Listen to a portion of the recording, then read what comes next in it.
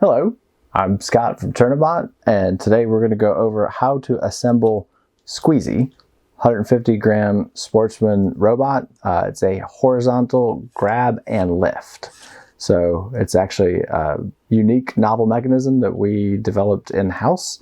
There's a pretty fun story we'll tell in another video about how we've actually got it to there, but it has been pretty successful in itself, and then Squeezer, the four-wheel drive version that Ella runs, has actually gone undefeated at a few events. Has done really well. So one of the cool things about Squeezy is it uses the exact same harness and components as Slipper and Slammer. So if you've got one of those kits, you can always get a Squeezy Plastics and just take the guts out of Slipper or Slammer and put them into Squeezy, build it up, and you're good to go. In fact, if you buy a pre-soldered Squeezy, the harness we've already assembled identically. So we're actually going to start this video from the pre-soldered setup. If you bought a standard one, the soldering's all the same as Slipper, so we'll put a link in the description to the Slipper assembly video, which goes through every wire, how to cut, strip, tin. There's a bunch of solder tips and tricks in there to show you exactly how to get to this stage where you have the harness put together. We have put electrical tape on this, which is not really necessary with Slipper and Slammer, but in Squeezy, the Malenki Nano is much closer to the metal-bodied servo, and we really don't want it to short against the case. So in Squeezy, we make sure that we electrically protect the Malenki. It's not a bad idea to do in the others, but it's less of a risk over there. So assuming that you have your harness ready to go, the first thing that we like to do is set up the servo before we start installing it. And what I mean by set it up, I mean install the horn in the right place. So this one is in the right place, but if you've just received it, before you put the screw in, you'll want to go ahead and plug it all in. We've got our Turnabot 180 milliamp hour battery. This is good for 10, 15 plus minutes of continuous use without charging. Squeezy does fit our 300 milliamp hour, which will do 25, 30 minutes straight without charging. The smaller batteries lets you have more options with armor if you want to add things to it. And you don't have to worry about making weight with the small batteries. So we'll make sure that our switch is off, so it's away from the part that's connected. Wouldn't matter too much if it was on, but we can connect our battery. Didn't light up, so it's still off. We'll connect our servo. You want to make sure that your ground and signal are in the right direction. So in this one, it's brown and yellow, and that matches to brown and kind of orangish. So we'll put that together, and that harness is ready to turn on. With the FlySky FSI6, in order to turn this on, you're going to make sure all your switches are up and your left stick is down, and then you can turn it on. If you're using a Slipper or Slammer, a lot of times we'll raise this a little bit before we turn the bot on so it doesn't bite you. In this case, obviously, there's nothing to get bit by, so we'll have that ready to go. We'll turn on our harness, and it's actually on. The red and blue lights are a little bit harder to see through the tape, but they're generally enough that you can still see that it's on. For the servo, what we're looking for is that it gets to almost vertical, and then when the left stick all the way up, it goes basically to horizontal, and that'll be the self-rider forward and the arms open, and then when you actuate it, it'll pull back and grab and lift. So at that point, we can turn off the harness, we turn off the radio, and we'll go over all of the parts that come in a Squeezy kit. So you've seen the servo, the battery, the harness that all comes assembled. These are our N10 motors that are plugged in with connectors to the harness. In this kit, we have 4 14 millimeter long screws that are for the arm, and there's one 12 millimeter try not to get those mistaken. We may do different colors in the future, but the one short bolt goes through from the slider to the link, and you'll see that as we go through. There's the 4 aluminum washers that go under the 14mm bolts. We've got our tires, our wheels, our plow. This we call the slider because it goes on the top and the arms slide underneath it. We've got our arms, our claws. We call this the shoulder. This is the part that actually pivots. So the arms move in on the shoulder, and then whenever they meet resistance, the shoulder pivots on the aluminum rod. Same aluminum rod that goes in slipper and slammer. Obviously that's our chassis, top armor, and our self-righting arm.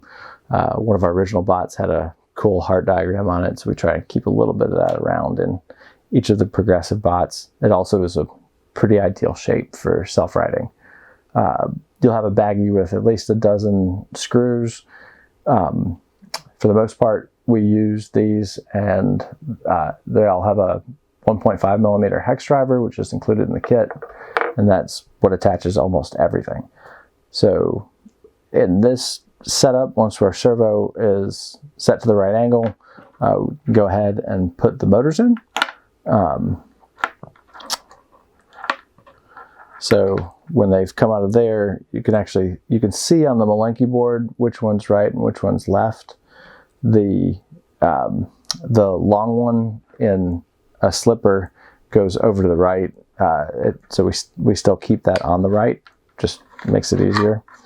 So installing these with our snap-in motor mounts, I'll pry the chassis open just a little bit as I push this in from the top. What I'm trying to do is not stress the chassis too much, but I also don't want to kind of wipe away the locking features on the mount. We put that one in there, but the shorter one goes on the left side. Again, I'll pry the chassis just a little bit, slide that in, and it will snap in place. And that is retained quite well. We do still have the features to be able to add zip ties. Competition is never a bad idea to add that. We haven't really needed it yet, but if you want to, it's a good idea to add zip ties for extra security. So the Malenki Nano slides into this pocket in the front of the chassis, and the motor connectors have plenty of flex, so those will scooch back a little bit. At this point, we'll go ahead and mount the servo. So servo arm goes towards the front and goes in there. You can see the bulkheads that are set up to receive the servo. We really like these Wera hex drivers. We'll put a link to these in the description also. The provided hex driver works very well also. The tip is long enough and flexible enough. It's pretty easy to get in there. So in general, put the fastener on the driver first because it's a bit of a length to slide this in. So the first one that I'll do is the back one. You can see where that one's going in.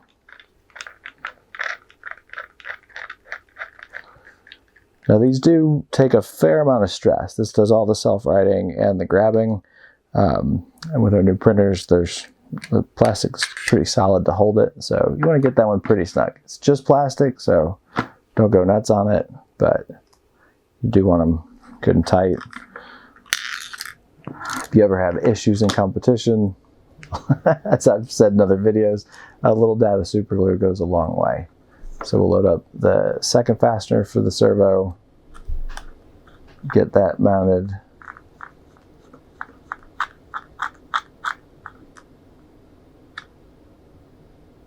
Right there, that one's good and snug. So the servo's mounted. With these harnesses, we've gone a little bit shorter on the switch. Some of the early harnesses, they're a little bit longer. You can actually run the switch all the way over to the left side of the bot. And these, we generally mount the switch on the right side of the bot. We do still have the provision for mounting the charging port, which makes it quite nice to be able to charge the battery still in the bot. Battery's easily removable, but you can see the gap in the top armor where you can just plug the charger in right there to keep it topped up between matches at competition or when you're getting ready to battle at home. In general, you do not want to store LiPo batteries at full charge. So better to leave it at storage charge most of the time. Just charge it up right before you're planning on using it. So the wire is tucked down nicely next to the battery. We'll run the harness for the servo. I'll tuck that one in first. Run the harness for the servo over. You can see the bulkhead that keeps that wire out of the way. In this setup, the connector will sit on top of the servo, and there's all the extra wire. If you ever want to get more aggressive with armor or add weight anywhere else, there's several grams of wire that could be shortened. Doesn't need to be shortened with this setup, but if we hope that you want to modify these bots and make them yours in their future, so feel free. And there's a fair amount of weight there that you can do that with.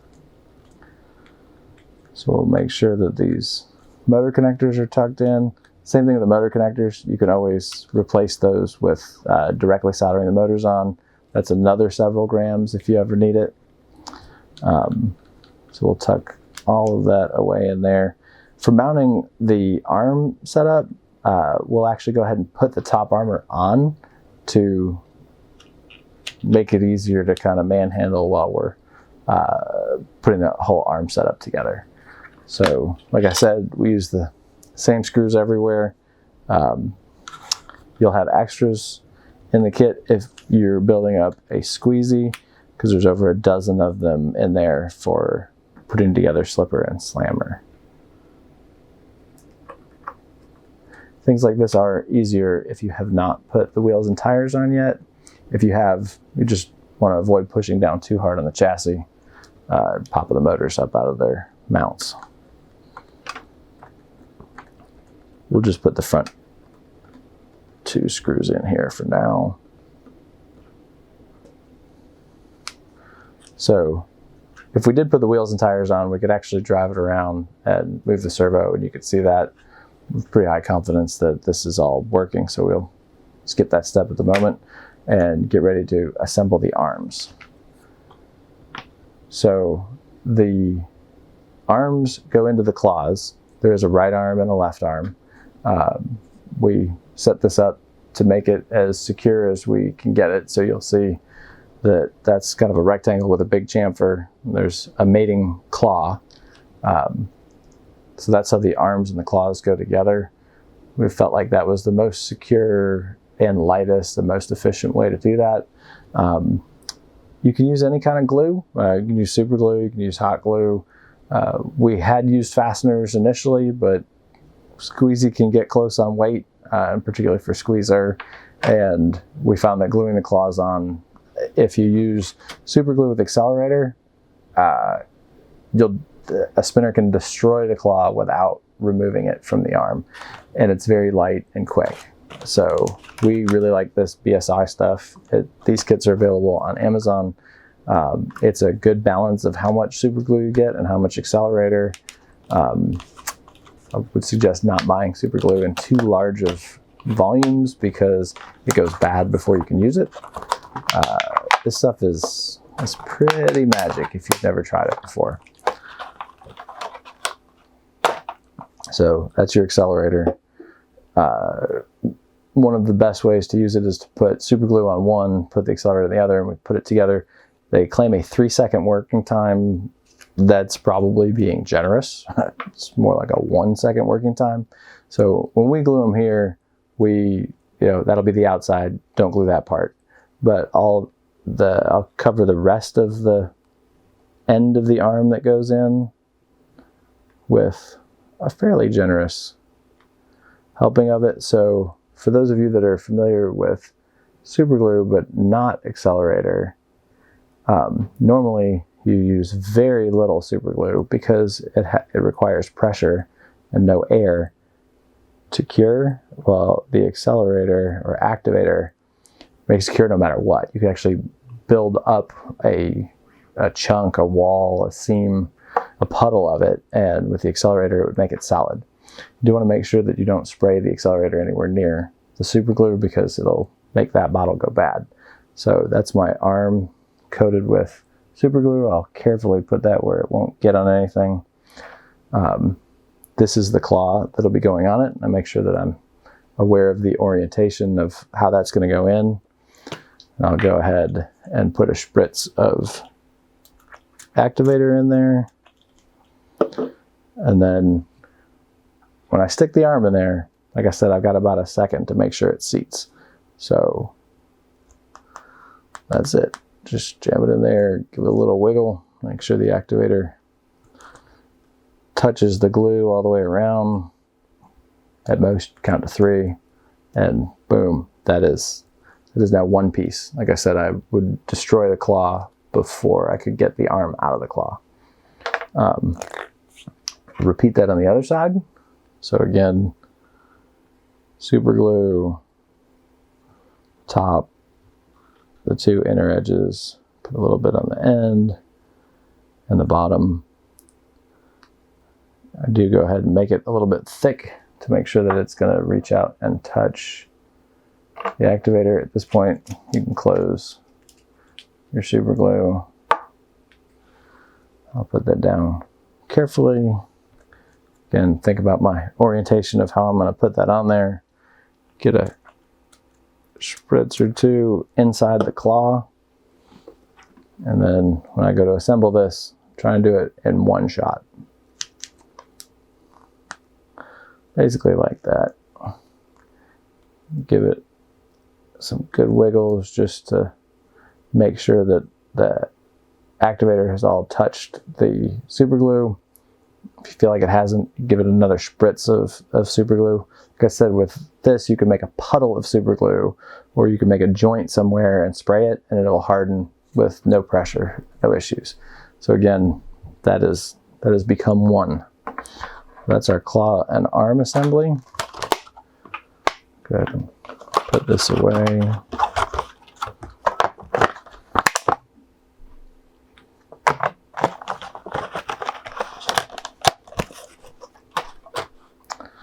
And for mounting our claws and arms,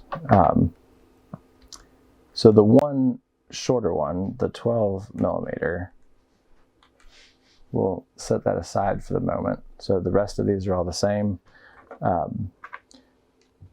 We want the arm to pivot flat on the shoulder, so we do not put a washer between there. At the lengths and sizes that we are right now, the washers go above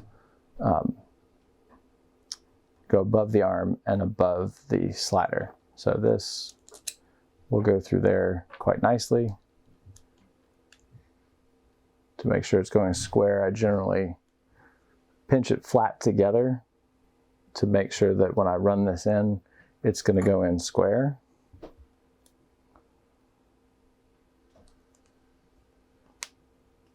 And go ahead and put the handle on it. Here's another one of the tools that I really like. We'll run this all the way down to tight.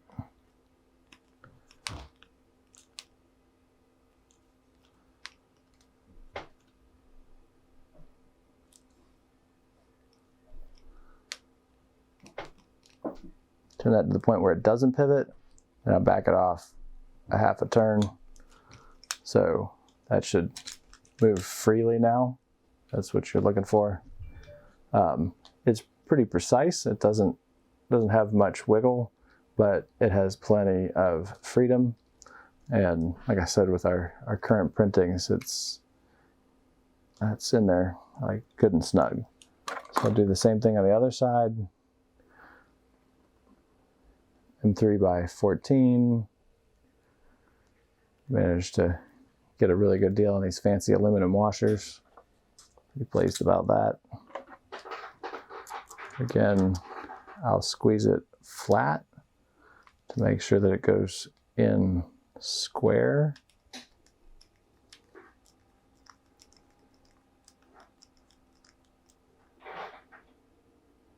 On that all the way down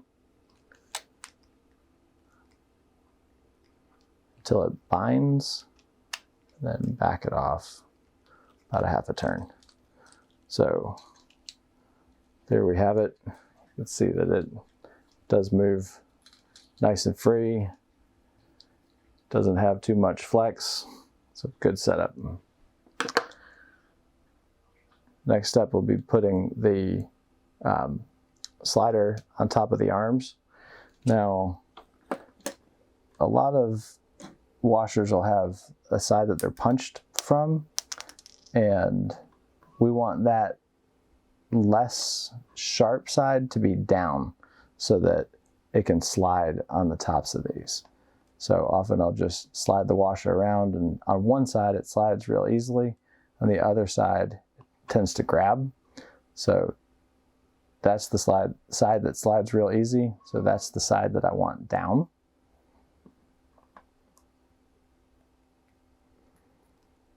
That through there. This is going to go on like that, and then these go into the tops of the arms.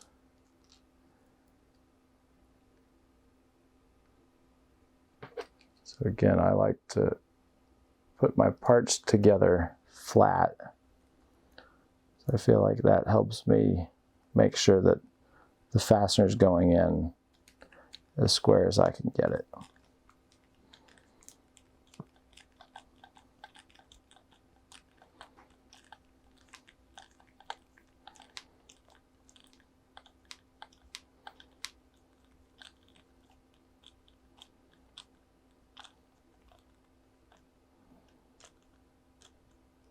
So again, I'll go until it binds and back off a half a turn. That moves nice and easy. Probably heard me drop that other washer. Fortunately, I have a bag of washers right here.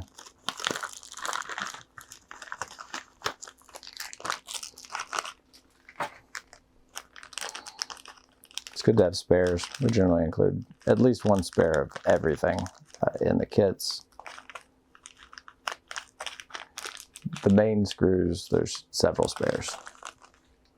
So again, I want to make sure I find my, so that's kind of rough, that's the burr side where it's been stamped. And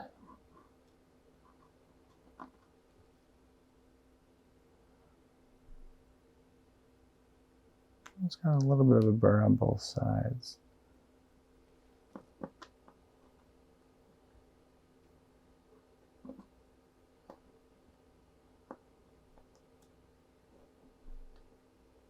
That's a first. All right, we have to do a jump cut in this section.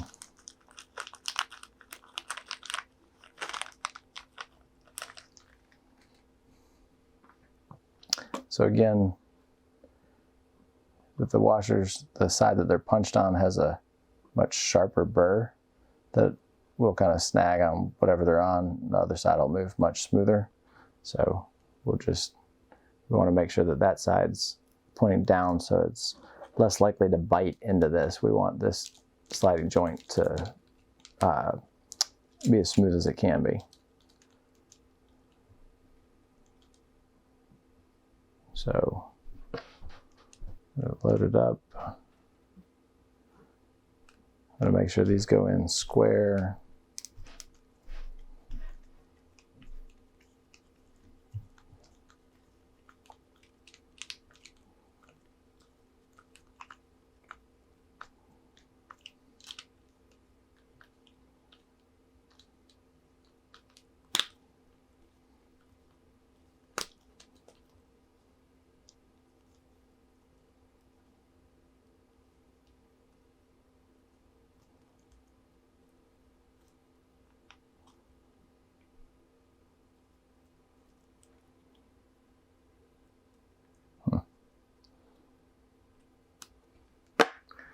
Some of these aluminum fasteners are no good. I have to jump cut this section too.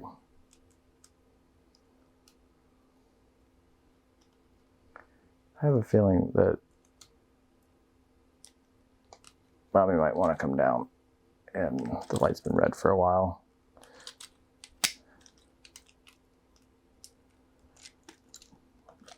Do you want to head on up and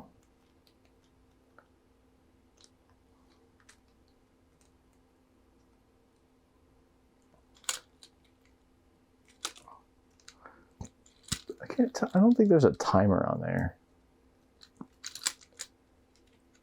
Can you push the info button on the camera?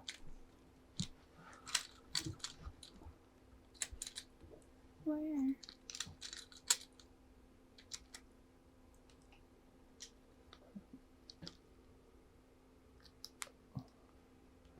Yes, that was at 26 minutes, so that'll have a cut. Go ahead and hit stop for me for a second.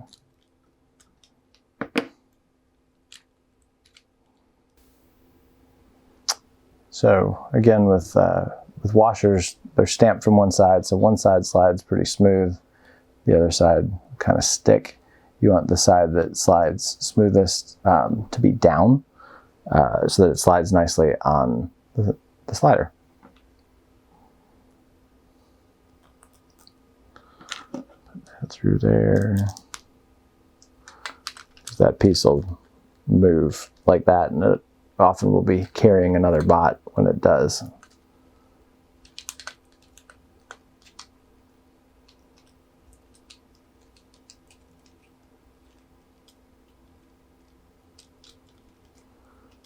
We'll put that all together.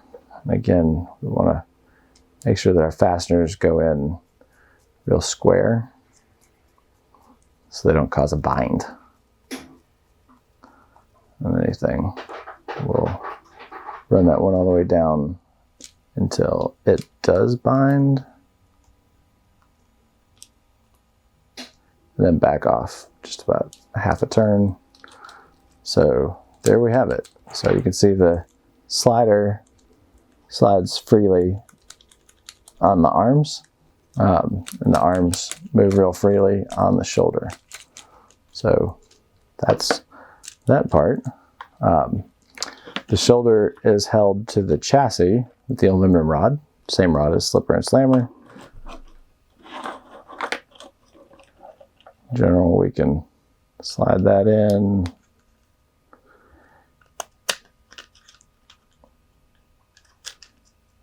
So one side has a little bump in it, which should capture that aluminum rod enough to make it snug in the chassis, but very free to move as far as the shoulder should pivot real nicely on the aluminum rod, and the aluminum rod should be pretty well captured just by friction in the chassis. If the aluminum rod is a little loose, a small dab of super glue and a quick spritz of accelerator on the edge will just keep it from sliding out in the heat of battle, but still be pushable if you need it. Don't overdo it with that. At this point, you can either load the rubber bands, or we can go ahead and assemble the self-righting mechanism. So we'll go ahead and do that part first. So the self-righting arm goes on the servo arm like that. You want this to be as high as possible. So people use this kit with a variety of servos. So we've put some generous slots in the self-righting arm.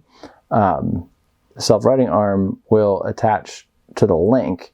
So there is one long M2 screw in the whole kit, which is long enough to go through the link and the Strimec. So if you have a servo arm that's particularly long, it may go all the way to the top of the self-righting arm. And what you're looking for is for this to be, the self-righting arm to be as high as possible and not catch the back edge of the chassis right there. So with these, what we actually end up doing, is using just the slots. So the servo arm will end the top of that slot, but because the link is going to go through up here, we want another piece of servo arm in the top. So every servo I've ever seen has extra pieces, servo horns that we don't use in the bags with them. So what we'll generally do is just cut off one hole worth of that, contain it so it doesn't go flying across the room or hit in the eye. It would have been easier to drill that before cutting it, but that's okay. UHMW drills quite nicely, about like a hardwood. So we'll make sure that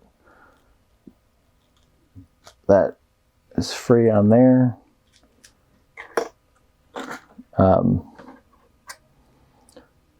That'll go in the top of the Strymec.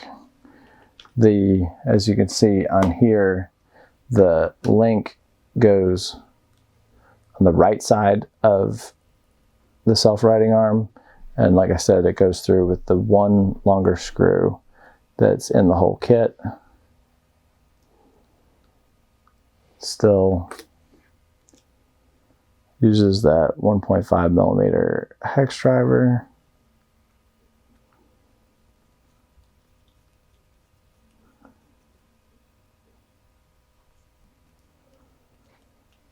Yeah, I think we can either jump cut or just fast forward through the long screwing parts.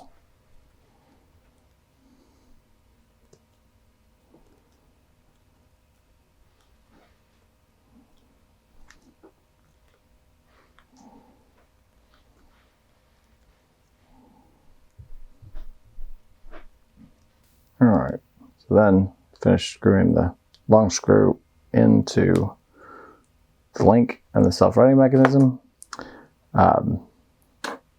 That will go into the claw. The self-righting mechanism will be attached with 2 screws to the servo arm, like that, and we'll actually pull the top armor back off to run these screws in. And what we generally do is we'll put the lower one in from the side opposite the servo and the higher one in from the side with the servo. So we'll pull the top armor. Again, these all use the same screws.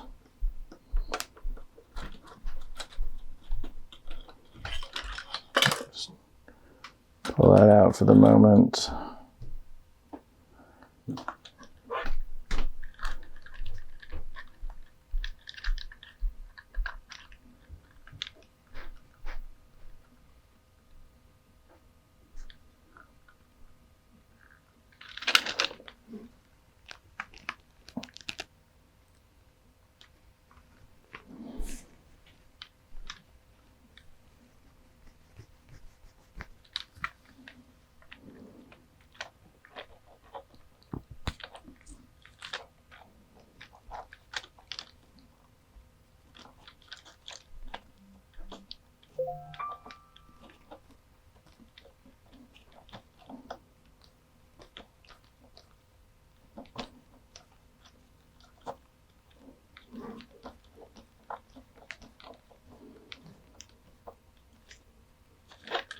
So we've got the lower one through from opposite the servo, through both sides of the self-righting arm and into the servo link. And then the next further one will go through the top, and that'll be coming through from the servo side so it doesn't interfere with the link.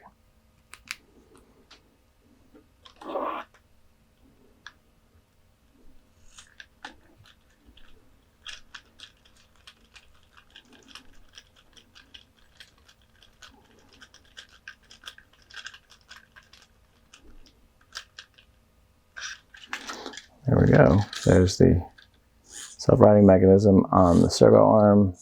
It just clears the wires at the back of the chassis. the link pivots freely on the arm, and at that point we can connect the link to the slider with that 12mm hex.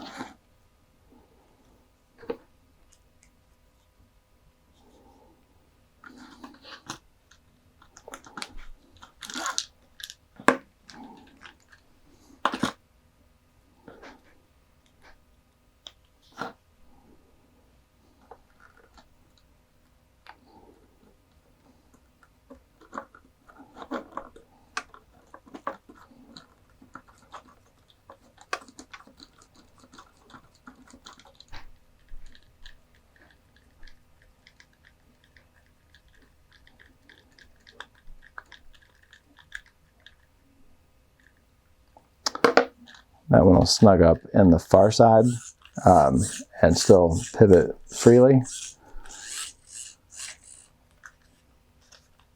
So at this stage, it's generally easiest to go ahead and put that top armor back on. Just, it helps keep everything out of the way.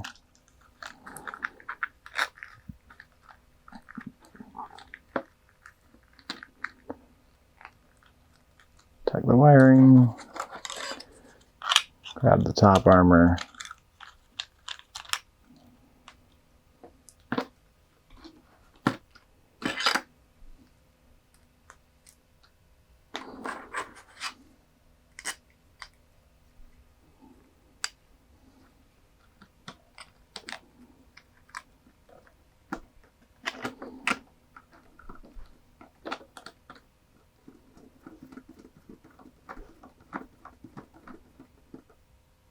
Just use 2 for the moment. Hold it all together. Just makes it easier to manhandle it around as we stretch the rubber bands into there.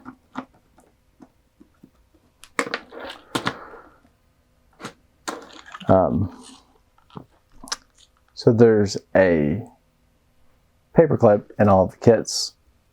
It's used as a pivot on the slippers and slammers, and this one you can just bend it into a hook to make it easier to run the rubber bands through.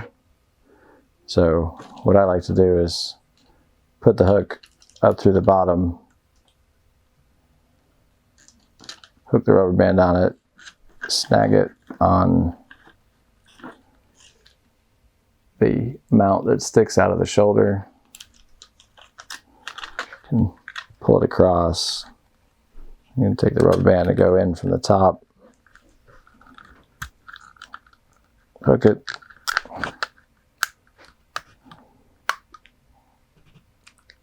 and put it onto the shoulder.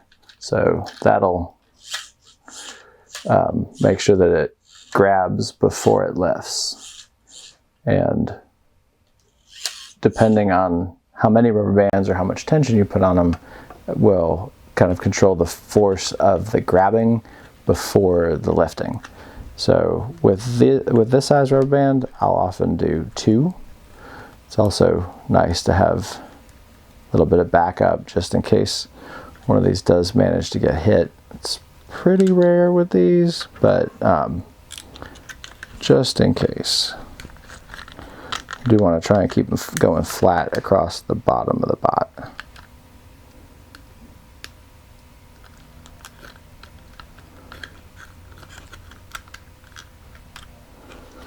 So there we go.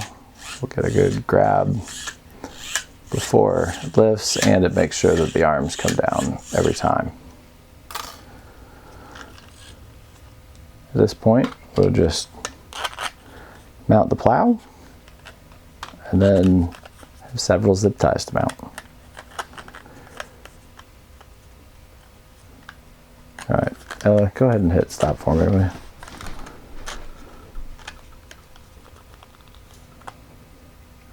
Or how much tension you put on them will kind of control the force of the grabbing before the lifting.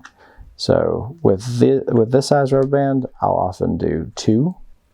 It's also nice to have a little bit of backup just in case one of these does manage to get hit. It's pretty rare with these, but just in case. I do want to try and keep them going flat across the bottom of the bot.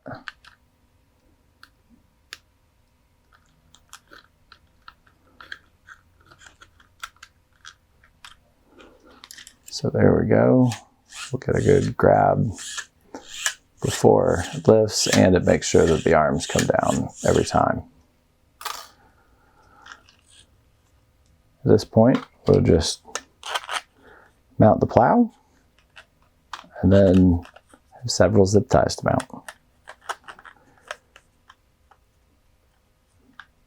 right, Ella, go ahead and hit stop for me, will you?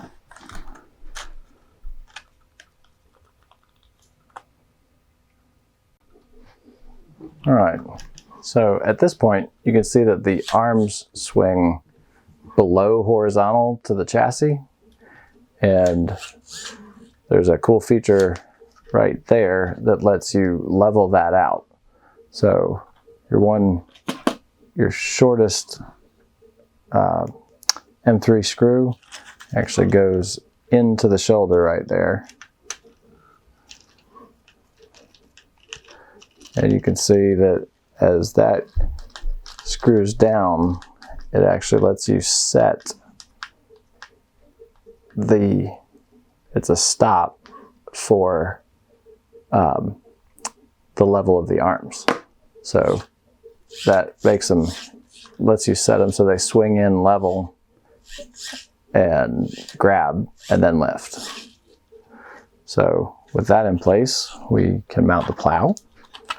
The plow's got a small ridge for where it will end, and doing the plows this way let us make it so that they can be swapped if they get chipped up in competition, and it let us have good ground clearance for most of the bot while still having a ground scraping wedge and not having to print with a lot of support.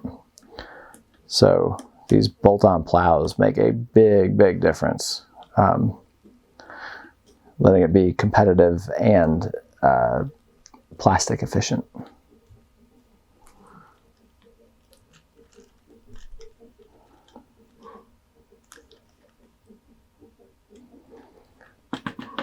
Put that one in.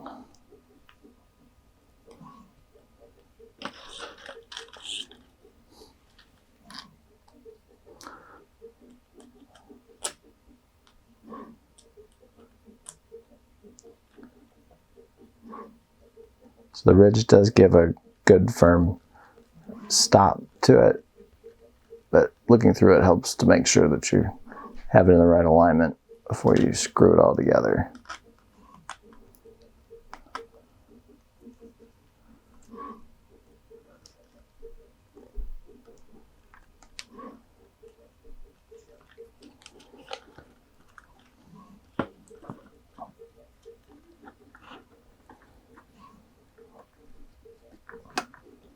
Often it's helpful to be able to see between the plow and the chassis to make sure that you're not pushing the plow away from the chassis or trying to screw into the chassis but not through the hole where it's meant to go. So there we go. We've got our plow on. At this point we can put our wheels and our tires. Notice these wheels have a cut in them. These tires are still very effective if they're cut in half or just over half. And like I said, with Squeezy, it's easy to get close on weight. So if you trim down some of the tire, that's another few grams that you can gain back if you want to do something creative with the claws or with armor or with any of the other parts. So those just press in. They do have stops on the outside to keep them from going in too far. As with all wheel mounts, it is a good idea to super glue those before competition to make sure they can't be pulled off by a horizontal or just any amount of getting thrown around the arena. Do you want your plow screws to be all the way down good and tight? There we go. Should be no gaps. And then another feature we're quite proud of is the use of zip ties to make ground scraping plows for the claws. And anytime you have a two-wheel drive bot with a plow, you want to be able to keep the plow on the ground, usually through something that's slightly spring-loaded. So what we did was we used the zip ties in the back, and initially we had, and actually there's still a provision to have a screw there that'll force it forward to keep the plow on the ground, but it's easy to end up unweighting the tires if you do that, and you lose traction and the ability for the bot to push around. By having something slightly spring-loaded, it still keeps that plow on the ground to help with the ground game, but it keeps enough weight on the tires that you don't lose drive. So we have that feature both in the claws and in the chassis. So we'll mount that up and that'll actually be done.